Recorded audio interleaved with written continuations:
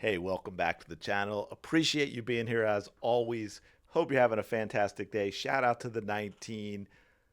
We are going to talk about Natasha Howard, but also the shift in the WNBA, the hopeful, positive shift in the WNBA that we could see this year with regards to the perception of Caitlin Clark and her fans. I know, it is a huge, huge ask. But here is why I think it might be possible.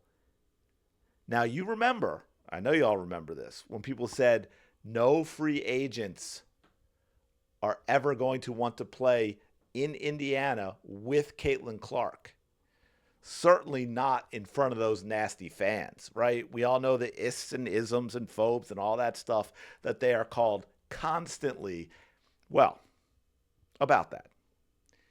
Now we've got Natasha Howard, who came here as an unrestricted free agent, Dewana Bonner, who came here as an unrestricted free agent, Sophie Cunningham also joining the Fever. And we know, yeah, that one was in a trade, but everyone knows Sophie was going to love coming here to play with Clark. She made that clear last season. She had said she'd love to play for her someday, which came sooner rather than later.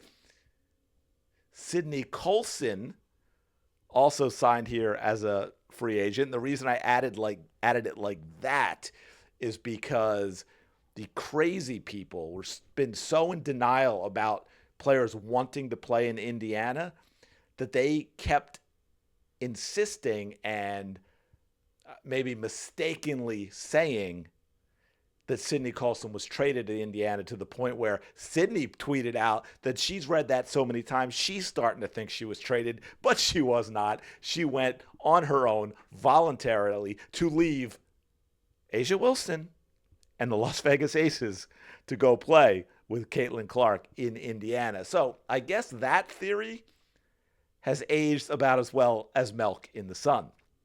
Don't try that, by the way. We all know about all the rookie year nonsense, right? I won't go through all of it, but Caitlin Clark had a tough reception on the court as well as off.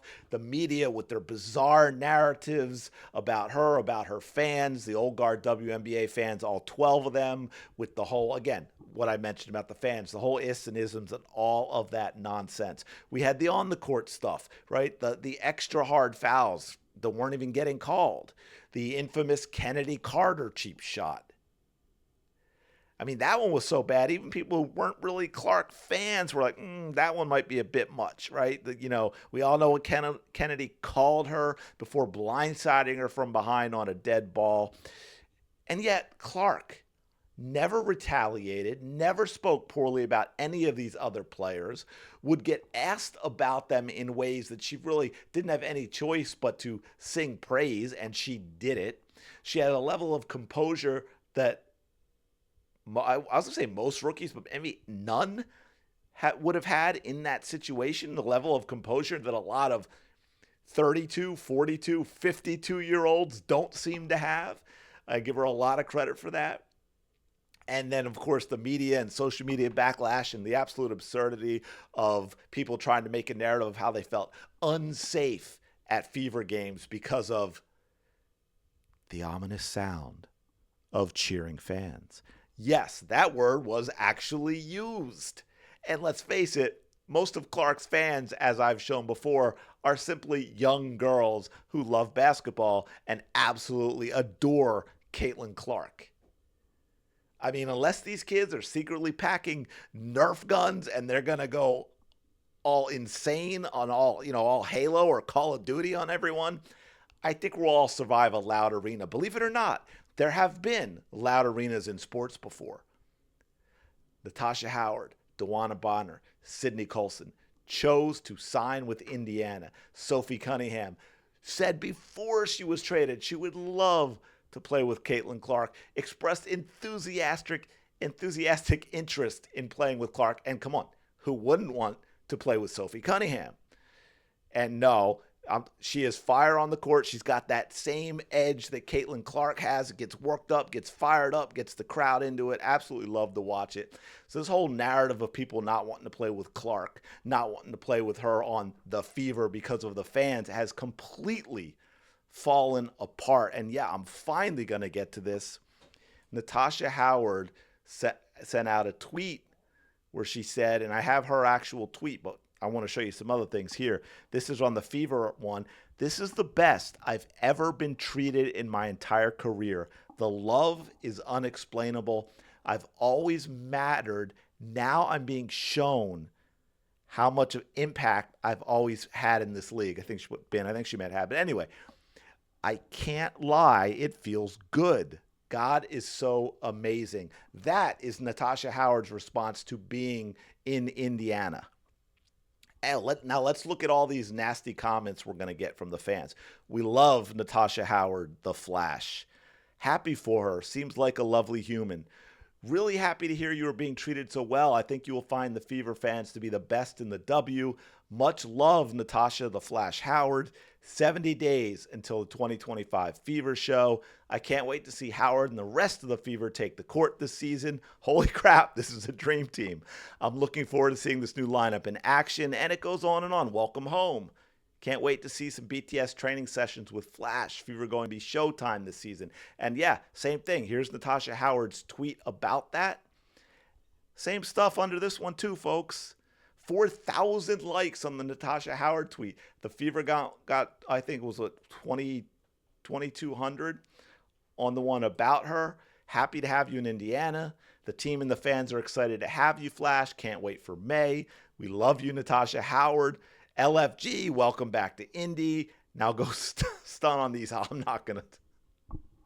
This Canadian Fever fan is happy that we got you on our team. And look, there was also, Cindy Colson. Now this is the different, this isn't about the fans, but Cindy Colson, again, people were insisting she was traded because they couldn't believe she would want to play here. We have a nice core group of young players that are hungry to win and are going to put in the work. The Fever organization and its fans are showing love to players, which could completely change the WNBA conversation around Indiana and its fans, man.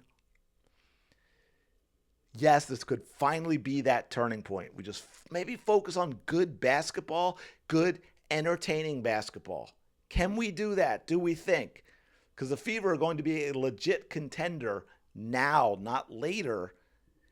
So maybe if the media can stop with their narrative nonsense, the fans can just enjoy watching one of the most exciting young stars today. Now, if the WNBA could figure out how to restock Clark's jerseys quickly, that would be cool too. Anyway, let me know what y'all think in the comments below about all this. Is it possible, because of how the players are accepted by the fans, that we may see a shift in the narrative about the fans? Because I think that would be awesome. Are we finally past all of that? I don't know that we'll ever be completely past it, but I think we can shift in the right direction.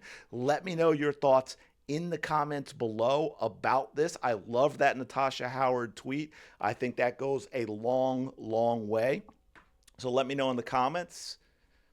Don't forget to like, comment, and subscribe as well. And remember, as the great philosopher Keanu Reeves once said in The Replacements, pain heals. Chicks dig scars. Glory lasts forever. Thanks so much for checking this out, and I will talk to you later.